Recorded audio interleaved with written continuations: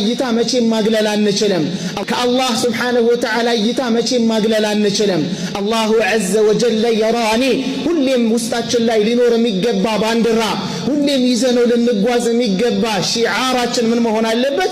አላሁ ዐዘ ወጀለ የራኒ፣ አላህ ያየኛል፣ አላህ ይመለከተኛል።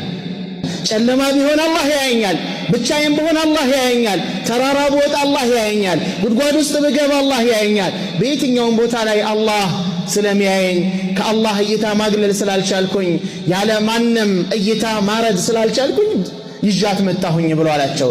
አንተ ነህ የገባህ ትምህርቱ ብለው ሸለሙት ማለት ነው። አዎ ብርድ ልብስ ውስጥ ብንገባ፣ ክላሳችንን ብንቆልፍ፣ ማብራት ብናጠፋ፣ ድምፅ እንዳይሰማ ኤርፎን ብንጠቀም፣ የተለያዩ ጥንቃቄዎች ብናደርግ ከአላሁ ስብሓነሁ ወተዓላ ማምለጥ አንችልም።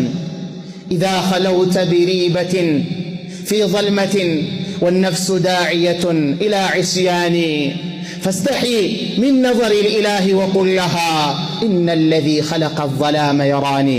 أهو نفسية كسوت شيئا أقللكم بلا بمتاسب بالساعة لي يهون وانجل متسرابت عقاتا ميسين مشاكلات والنفس داعية إلى عصياني. الله ودمامس تقوى تقوت عليك نفسية فاستحي من نظر الإله نفسية بتقوى تقوتهم كالله يتاقن حياء أدرق عندهم بلات لنفسه إن الذي خلق الظلام يراني.